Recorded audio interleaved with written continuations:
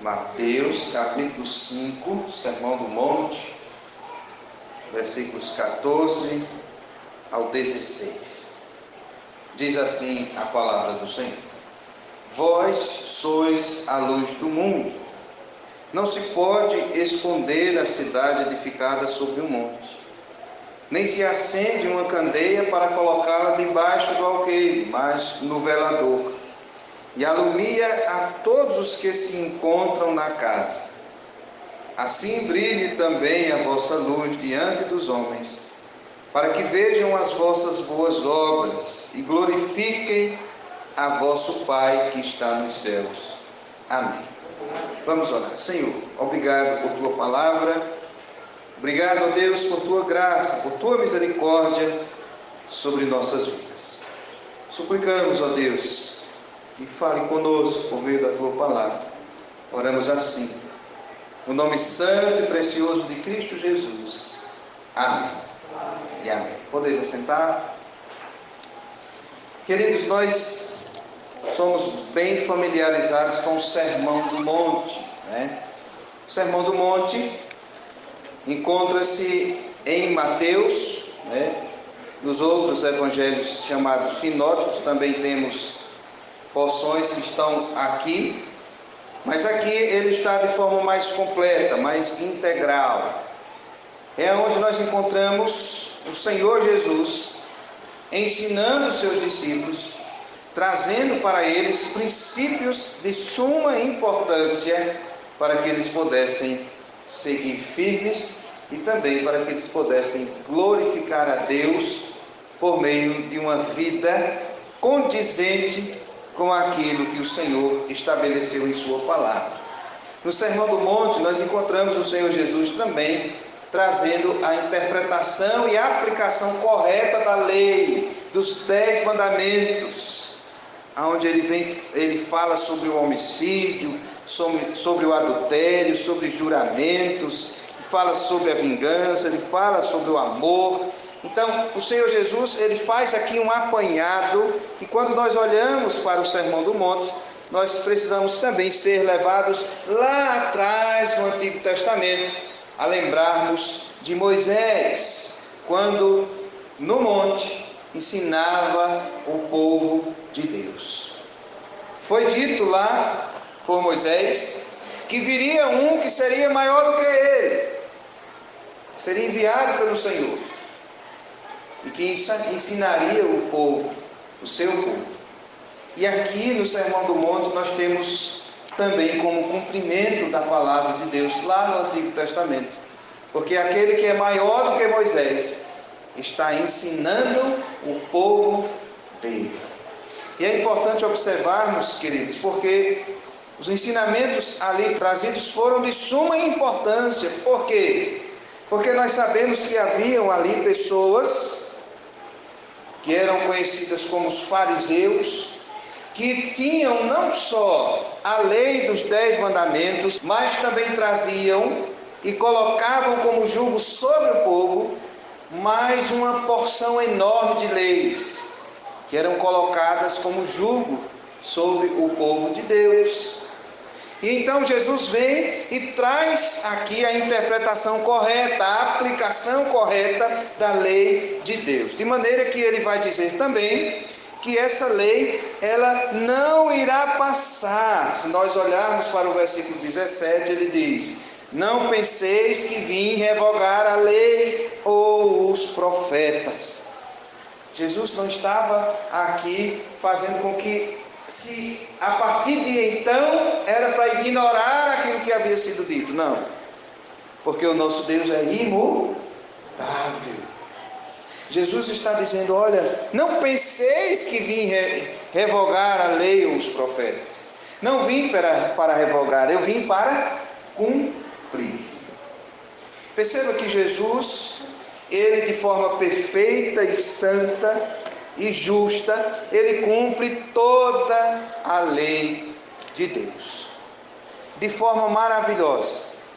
E é isso que vai poder habilitá-lo a ir à cruz como Cordeiro Santo, puro, perfeito, sem mácula, o fato do Senhor Jesus ser totalmente obediente à lei de Deus. Então perceba, o Senhor Jesus está ensinando a quem aqui? Aos seus discípulos. E uma vez que eu e você também somos discípulos de Jesus, é importante nós olharmos para aquilo que o Senhor quer dos seus discípulos. E eu quero chamar a atenção para algo de suma importância. Não é fácil ser discípulo de Jesus. Vocês acham fácil? Quem acha fácil ser discípulo de Jesus, levanta a mão. Ué, ninguém? Glória a Deus. Vocês têm consciência que não é fácil. Irmãos, eu acredito que não há nada mais difícil do que ser discípulo de Jesus. Porque ser discípulo de Jesus implica que nós iremos andar quase que sempre na contramão do sistema. Implica que nós temos inimigos: o mundo, a carne e o diabo. 3 fortíssimos.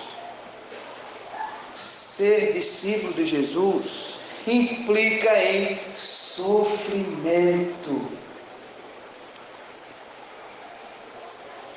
Às vezes as pessoas romantizam um pouco o que é que significa ser um discípulo de Jesus.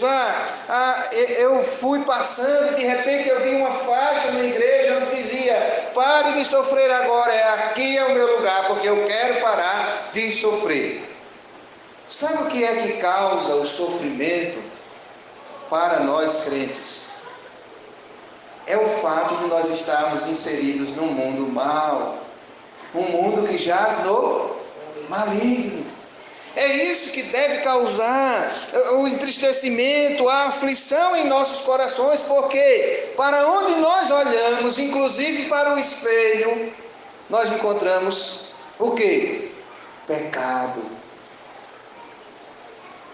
O pecado, ele deve trazer aflição ao nosso coração. Olhamos para a Escritura e encontramos palavras que dizem para nós que devemos odiar o pecado, que devemos odiar as práticas que nós tínhamos antigas, que não estavam alinhadas com a palavra de Deus. Então perceba, não é fácil ser discípulo de Jesus. E ele deixa isso bem claro. Certa vez, confrontando os seus discípulos, ele diz: olha, aquele que quiser ser meu discípulo, tome a sua cruz, negue-se a si mesmo e siga-me. Jesus nunca enganou ninguém. Sabe por que essa igreja não está lotada de gente? Sabe por que essa igreja não está estufando de gente pelas janelas, por cima de um do outro aqui? Sabe por quê? Pastor, por causa da pandemia. Não. É porque aqui nós não enganamos ninguém. Todos nós somos conscientes do que implica ser um discípulo de Cristo Jesus. Todos nós estamos conscientes daquilo que o Senhor Jesus diz: olha, no mundo tereis aflições. Ser discípulo de Jesus, irmãos, implica em sofrimento.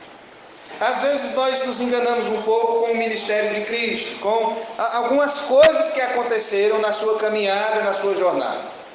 Veja, às vezes achamos que o sofrimento de Cristo foi somente ali do Getsêmani em diante. Se você pensa isso, você está muito enganado. O sofrimento de Cristo começa na sua encarnação. Começa no momento em que ele passa a habitar o ventre de uma mulher.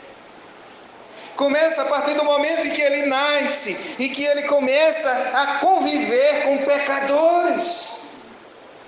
Pessoas ao seu redor que caminhavam em contramão daquilo que Deus ensinava em sua palavra. pessoas que viviam alheias às ordenanças de Deus. O sofrimento de Cristo não está apenas contido do Getsemane à cruz. Não, irmãos. Vem de muito antes.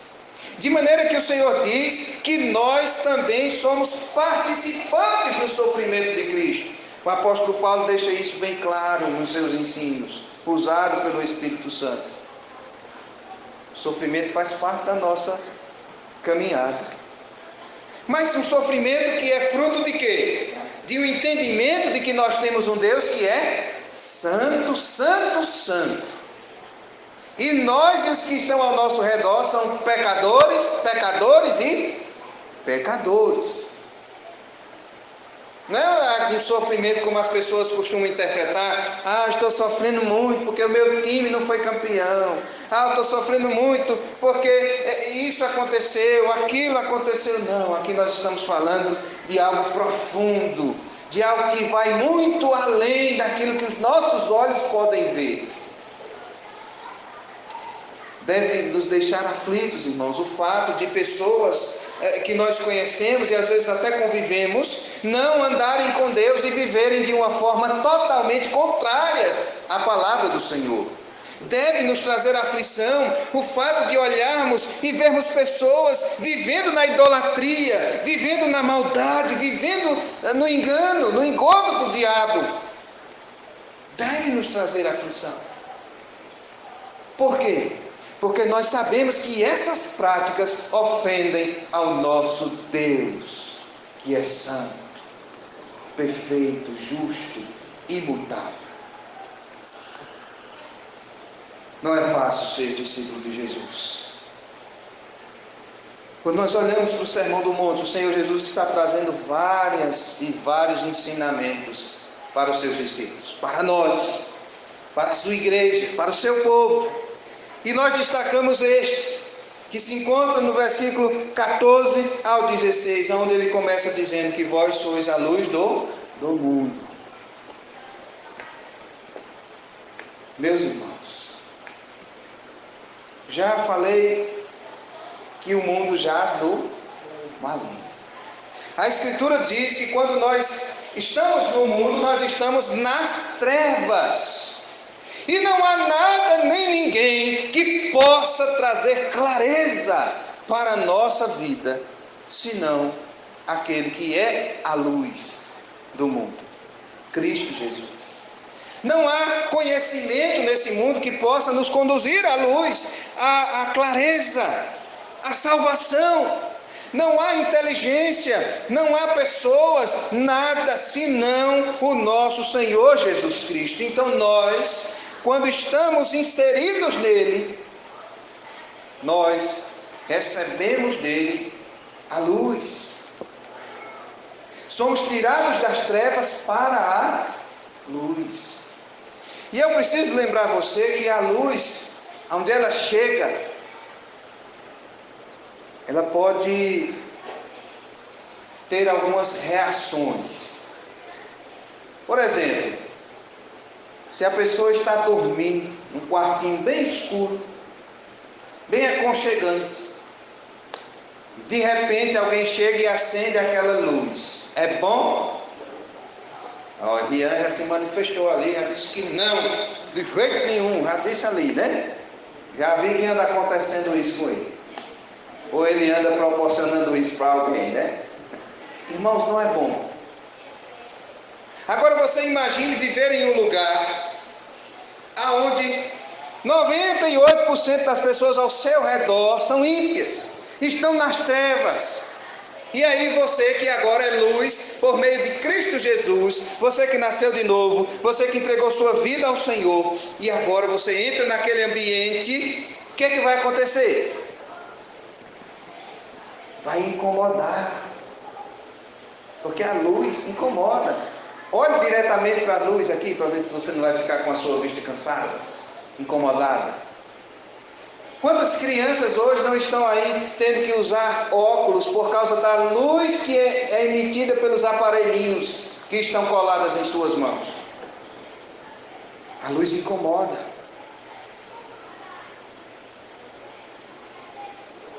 A luz, ela faz com que aquilo que estava escondido venha à tona. Mesmo exemplo do quarto escuro. Está lá, a porta fechada, ninguém sabe o que tem ali dentro. De repente, quando aquela porta se abre, pode ser que lá dentro tenha uma grande surpresa. Ou um quarto muito arrumado, ou um quarto muito bagunçado. Não é, Rian? Pode ser que tenha uma ou outra coisa. Pode ser que tenha uma surpresa lá dentro. Mas essa surpresa só pode ser vista quando a gente acende o quê? A luz. Perceba, irmãos, quando nós nascemos de novo, quando nós somos chamados por Cristo Jesus, nós passamos a ter em nós essa luz. De maneira que a palavra de Deus vai dizer que não se pode esconder a cidade edificada sobre o monte. Se você nasceu de novo, se você é nova criatura, não há como esconder isso. Porque você vai brilhar por onde você passar. Como assim, pastor? As suas práticas serão diferentes. Seu modo de pensar a partir de então vai ser diferente. Seu modo de falar vai ser diferente. De maneira que não será possível esconder a sua identidade. E aí vem um grande problema.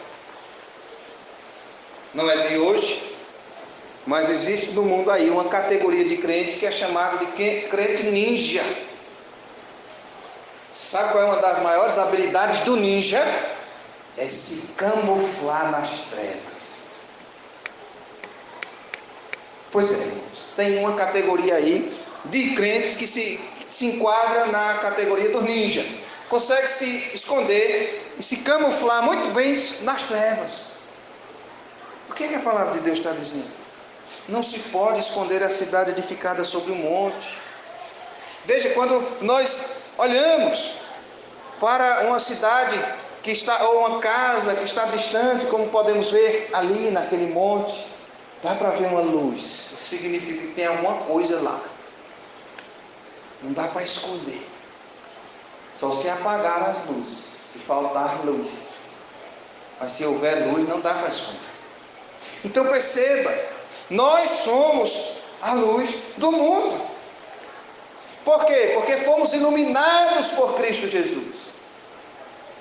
Quando nascemos de novo.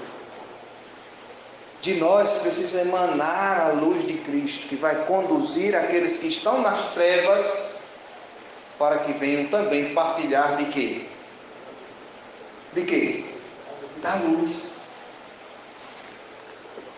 Veja, ele vai dizer que é totalmente desnecessário acender uma candeia e colocá-la debaixo de um alqueire. Ela deve ser colocada onde? No velador, ou seja, é como se eu pegasse uma vela ou algo do tipo e colocasse debaixo de uma mesa onde ela não vai iluminar nada. Onde é que eu tenho que colocar? No lugar onde ela vai dissipar a luz. Esses dias faltou energia, não foi? E a gente sai correndo, nem sabe Deus onde tem uma vela dentro de casa. Mas a gente achou. E aí a gente foi procurar o melhor lugar para colocar essa vela, para que ela iluminasse o ambiente onde nós estávamos. Adiantaria eu colocar dentro de um guarda-roupa e fechar, ou de um armário? E adiantar alguma coisa? Não. Pois perceba, nós enquanto discípulos de Cristo, enquanto aqueles que são a luz do mundo, nós precisamos brilhar. Mas eu preciso repetir para você, não é fácil, porque a luz incomoda. Imagine que você trabalha numa grande repartição, onde as pessoas não amam a Deus, e aí quando você chega, você vai causar desconforto. Pessoas vão olhar e dizer, olha, só quer ser. Pessoas vão olhar e dizer, só quer ser o certinho. Na escola, né, Rian? Hein, Rian? Cadê você que está escondido? Na escola, tu diz, ó, aquele menino é crente. Pronto. Acendeu o interruptor dele. Quando ele faz qualquer coisa errada, a luz pisca, né? Igual quando está com mau contato. A luz fica piscando. Aí o povo diz logo o quê? É porque é crente. Ah, olha o cretinho. Olha o santinho. É ou não é? Por quê? Porque a luz incomoda, irmãos. E as pessoas, elas não querem se relacionar com a luz. Sabe por quê? Porque nas trevas é muito cômodo. Os pecados estão escondidos. As práticas do mal que não agradam a Deus, está tudo escondido, camuflado. Mas a partir do momento em que a luz chega, as pessoas começam a olhar para si. E começam a ver, olha, mas eu não sou assim. Eita. A luz incomoda. Mas a luz também aponta o caminho. A luz traz clareza. Veja, ele diz que a luz deve ser colocada no velador para que ela possa iluminar todos que se encontram na casa. Uma vez que nós, que somos a luz do mundo, nos colocamos e nos impomos como esta luz, entendendo que somos discípulos de Jesus, entendendo que nascemos de novo e precisamos agir de uma forma totalmente condizente com esse novo nascimento, aqueles que estão ao nosso redor podem ser incomodados a conhecer a fonte da nossa luz. Eu acredito que já aconteceu com alguns dos irmãos. Às vezes você está ali no lugar, na sala de aula, no trabalho, com pessoas que são ímpias, que vivem nas trevas. Mas de repente, quando essas pessoas se veem em uma situação difícil, por exemplo, uma situação de saúde, elas vão pedir a oração a quem? A quem que elas vão pedir? Hein? A quem? Aquele que está ali brilhando no meio daquela sala, é ou não é? Pede ou não pede? Mesmo que a pessoa não seja crente, nunca tenha entrado na igreja, não queira saber, mas se ela sabe que aquela pessoa ali ama a Deus, é uma pessoa comprometida com o Senhor, tem uma vida que condiz com esse compromisso, ela vai chegar e dizer: ei, ore por mim, porque a minha situação não está boa. Ore pelo meu familiar, porque a minha situação não está boa. Percebe? A luz ela incomoda, mas também ela conduz aqueles que estão ao nosso redor a um estado de poder enxergar a sua própria situação e a sua própria necessidade de também sair das trevas. Veja que ele diz no versículo 16: assim brilhe também a vossa luz diante dos homens, para que vejam as vossas boas obras e glorifiquem a vosso Pai que está onde? Nos céus. Meus irmãos, perceba, nós sabemos que não somos salvos por obras. Mas olhando para Efésios 2, nós percebemos o quê? Que somos salvos para as boas obras. Uma vez que somos salvos, reconhecemos Cristo como Senhor e Salvador das nossas vidas, agora precisamos evidenciar um novo viver. Uma vida pautada nas Escrituras Sagradas. E boas obras não é simplesmente eu pegar, encher meu carro de cesta básica e sair entregando aos pobres.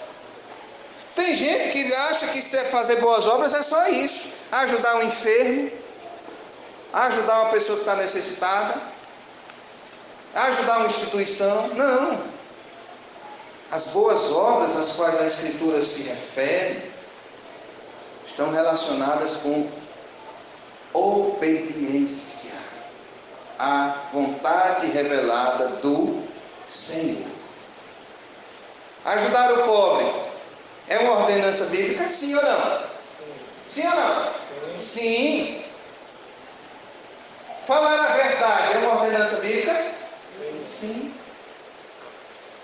Quando você fala a verdade, você está realizando boas obras. Quando você é honesto com os outros, quando você faz aquilo que a Escritura ordena, você está brilhando. Mas veja como é difícil, irmãos. Veja como é difícil hoje, no mundo que nós vivemos, falar a verdade. Tem pessoas que não conseguem lidar com a verdade. Tem pessoas que não conseguem ouvir a verdade. É muito difícil, no mundo que nós vivemos, sermos luz. Mas não é porque é difícil que nós não vamos ser luz. Porque toda dificuldade cai por terra a partir do momento que nós entendemos que a nossa luz não parte de nós mesmos. Ela nos é dada por meio de Cristo Jesus. E é Ele quem vai manter a nossa luz acesa. É Ele quem vai nos capacitar a sermos incandescentes aonde nós entrarmos e por onde nós passarmos. Mas saiba que sendo luz você vai ter aflições. Sendo um discípulo de Cristo que vive segundo a sua vontade revelada, você vai ter problemas. Só que a palavra de Deus diz assim: mais vale agradar a Deus do que aos homens. A palavra do Senhor vai nos ensinar que nós devemos buscar em primeiro lugar o reino de Deus e a sua justiça. E todas as coisas que estão relacionadas com nossas necessidades, o Senhor irá suprir, acrescentar às nossas vidas. Nosso Deus é fiel. Não tenha medo de brilhar, meu irmão, minha irmã. Não tenha vergonha de brilhar. Tem crente que tem vergonha de ser crente em alguns lugares, em alguns ambientes. E até nem quer que as pessoas saibam. Os adolescentes enfrentam muito isso. Na escola, por exemplo. As coleguinhas, tudo antenadas, tudo para frente. Ah, fiquei fulano, fiz isso, fui para tal festa, fui para tal lugar. Aí o irmãozinho encolhido. Aí já começa a tentação a mentir.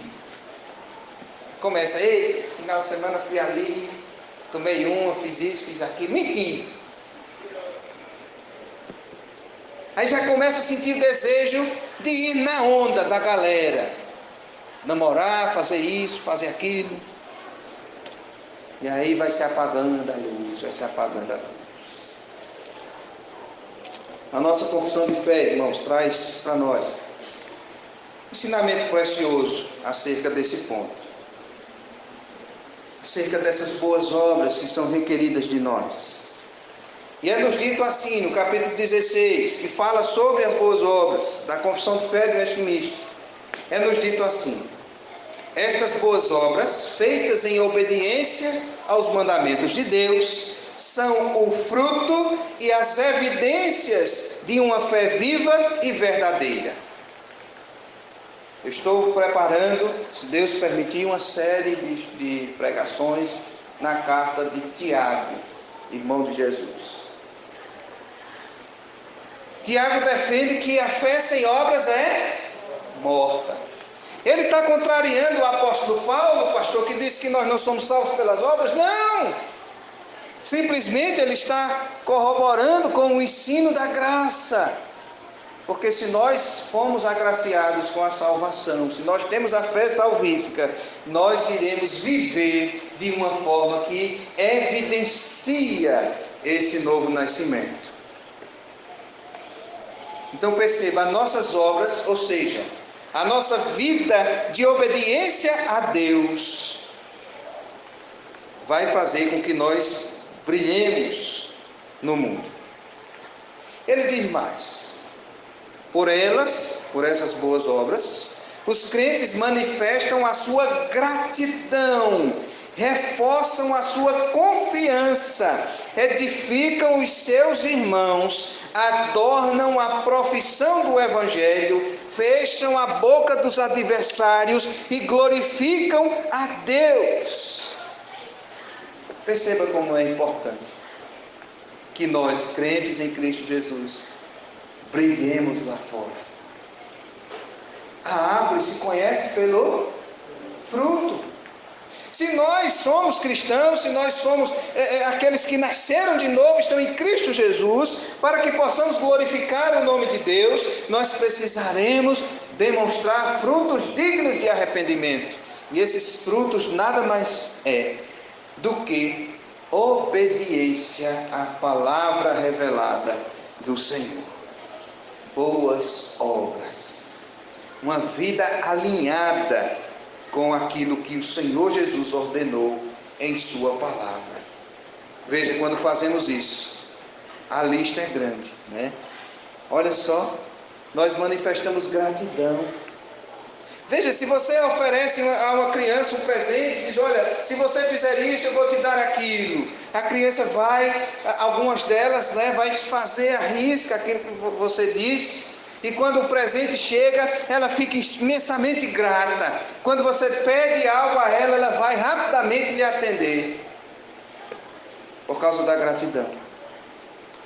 O Senhor nos deu o que há de mais precioso, irmãos. Ele nos tirou das trevas para a luz. A preço do sangue do Cordeiro derramado na cruz do Calvário. Preço que nós não conseguimos nem mensurar.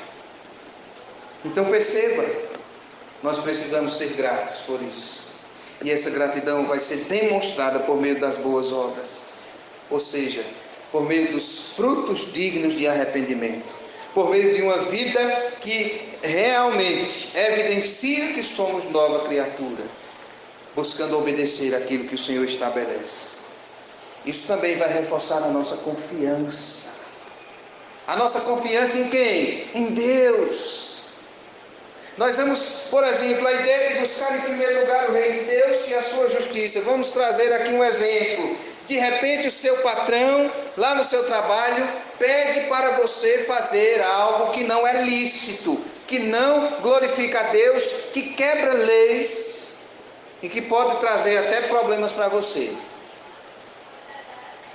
Buscar em primeiro lugar o reino de Deus é dizer não para essa pessoa. Mas pastor, eu vou perder meu emprego? Todas estas coisas vos serão acrescentadas. Fé, confiança naquele que diz, busque primeiro o reino de Deus e a sua justiça, e todas estas coisas vos serão acrescentadas. Qual é o grande problema? É que na hora H, na hora do vamos ver, as pernas da gente ficam bambas. A gente começa a pensar no menino, no leite. A gente começa a pensar nos boletos, nos compromissos.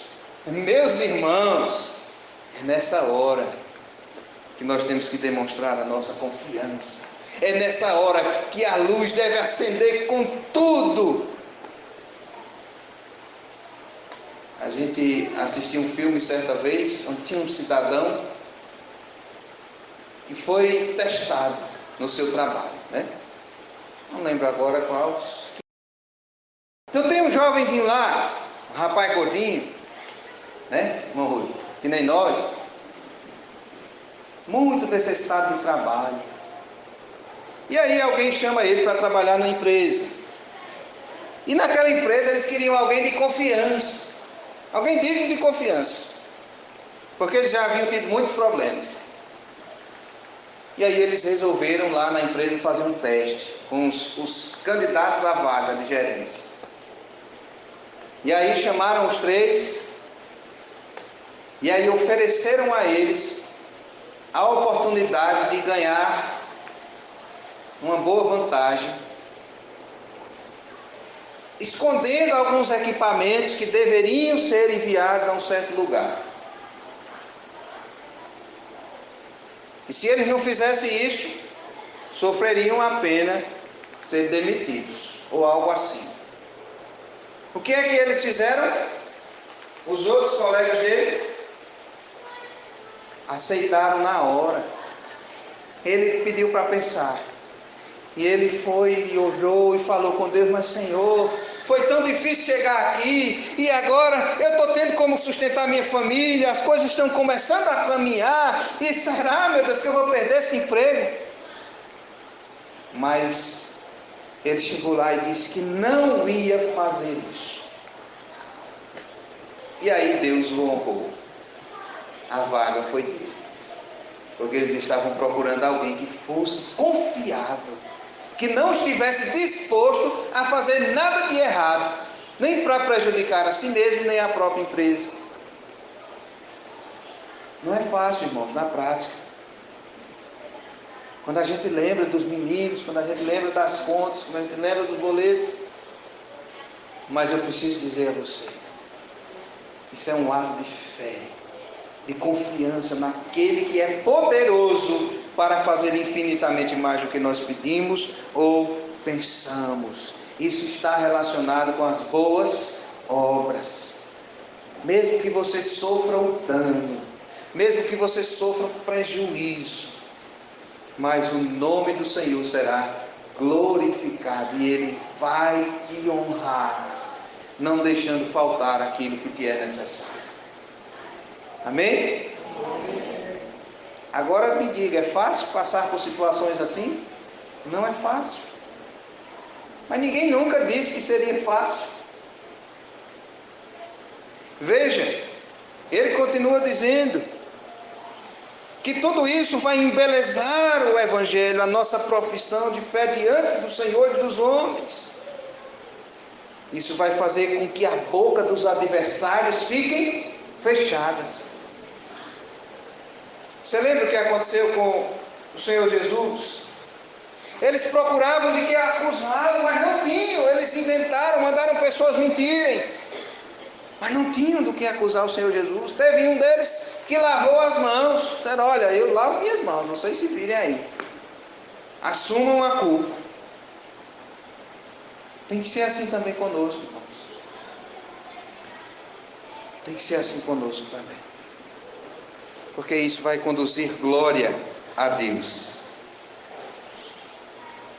Esse Deus de quem nós somos feitura, criados em Cristo Jesus, para isso mesmo, a fim de que, tendo o seu fruto em santidade, tenhamos no final da vida, a vida eterna. Amém? Amém. Temos frutos, acho que foi lá mesmo. Temos frutos garantidos, irmãos. Temos frutos garantidos. Temos uma coroa garantida em vez de cinzas. Você crê nisso? Vale a pena sofrer? Eita, foi fraco. Vale a pena sofrer por amor a Cristo? Vale a pena ser um discípulo do Senhor Jesus? Você está disposto a enfrentar a cruz? Você está disposto a enfrentar, se preciso for, a cadeia comigo? Porque o pastor é mais fácil, porque o líder está na frente, quando prega, os cabas já vêm com as algemas, leva logo o pastor, né? Está disposto a ir comigo lá? Na hora em que vier a perseguição, na hora em que o mundo, o diabo e a carne começarem a agir de uma forma que conduzam aqueles que amam a Deus ao sofrimento mais extremo, está disposto a continuar como discípulo de Jesus? Não é fácil. Em certo momento da caminhada do Senhor Jesus, ele chega para os seus discípulos e ele chega para os discípulos e fala para eles, olha, aqui é assim. As raposas têm seus covis, mas o Filho do Homem não tem onde reclinar a cabeça.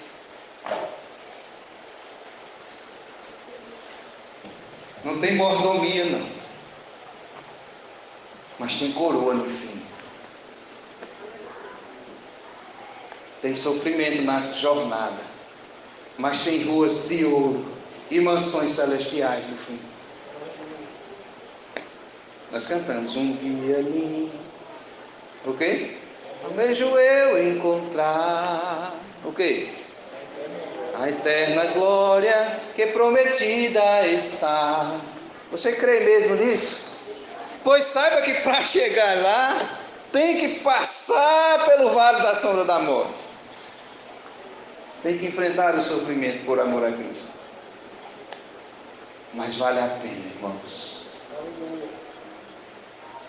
Quando você lê os escritos do apóstolo Paulo, você vai ser direcionado a algo que ele fala que teve uma experiência, como que ele foi até o terceiro céu e viu coisas que nem podia falar.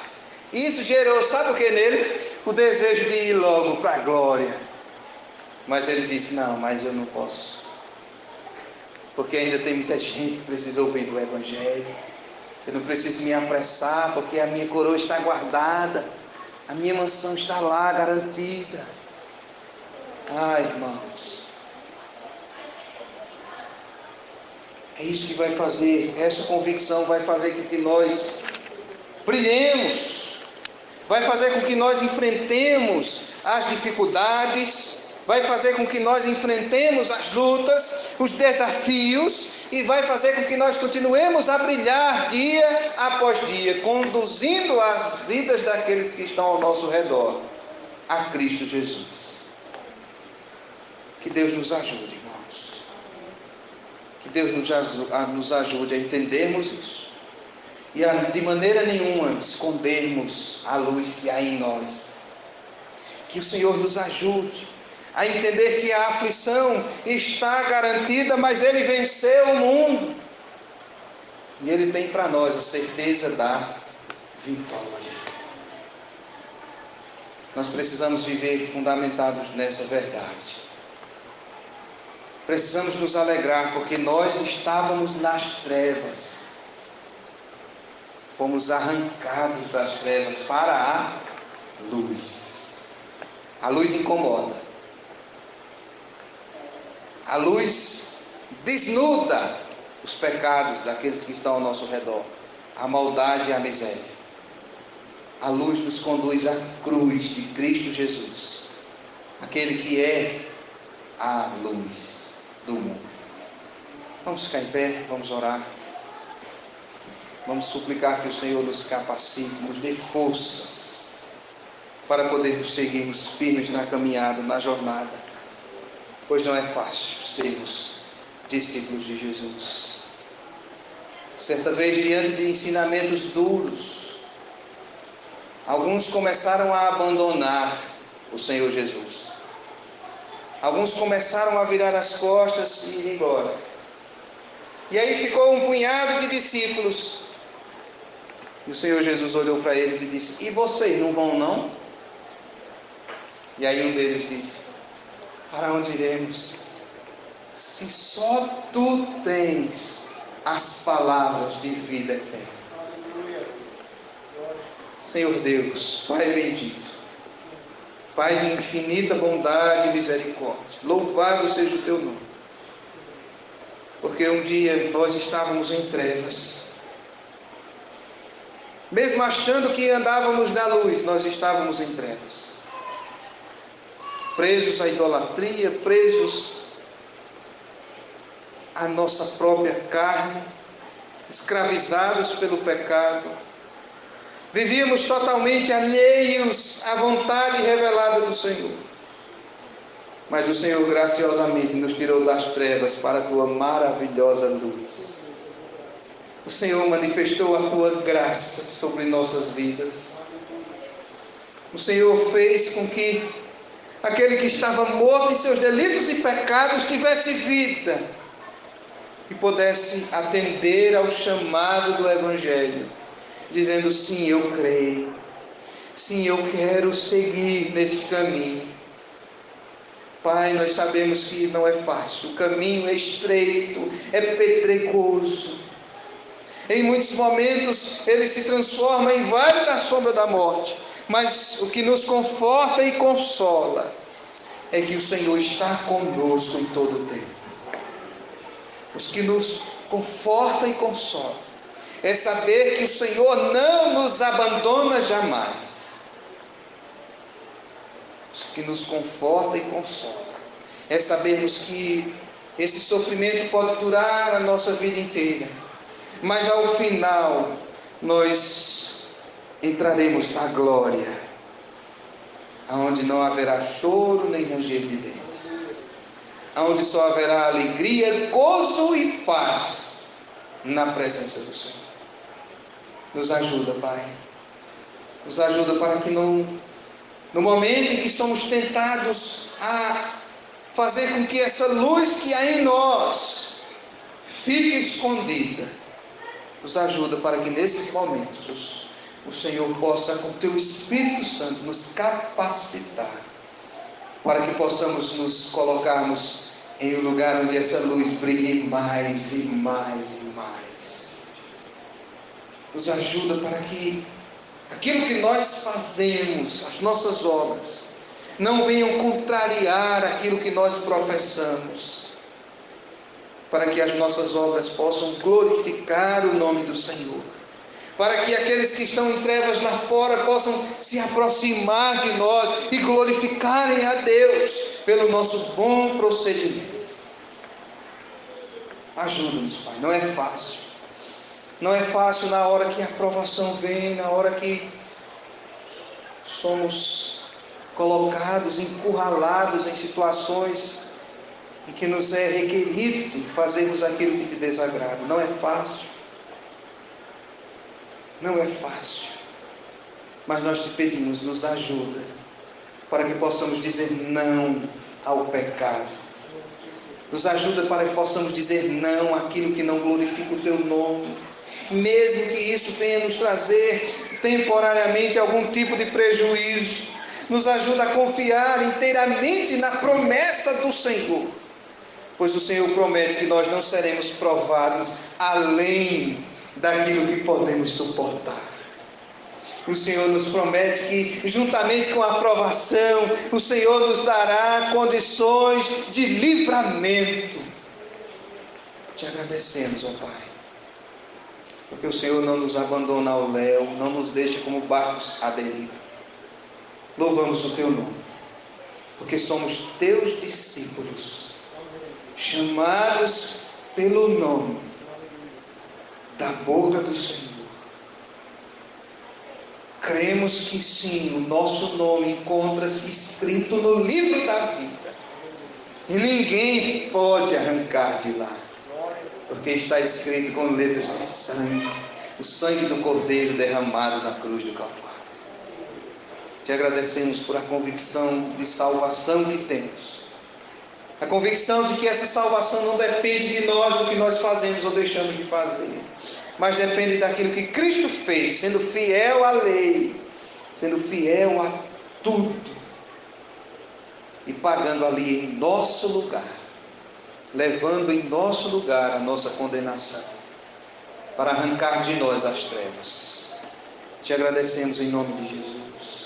Suplicamos, capacita-nos, ajuda-nos, ó Deus, ajuda cada um de nós, cada um do teu povo, ajuda aqueles que estão necessitados, passando por tribulação, por lutas nesse momento, para que eles possam, ó Deus, se aproximar cada vez mais do Senhor, para que a luz que há em Ti, de onde emana toda a luz, possa fazer com que nós possamos brilhar ainda mais forte e mais forte para a glória do Senhor, para que possamos ser fortalecidos, para que a nossa esperança seja fortalecida, para que a nossa fé seja fortalecida, para que em tudo nós venhamos glorificar o Teu nome.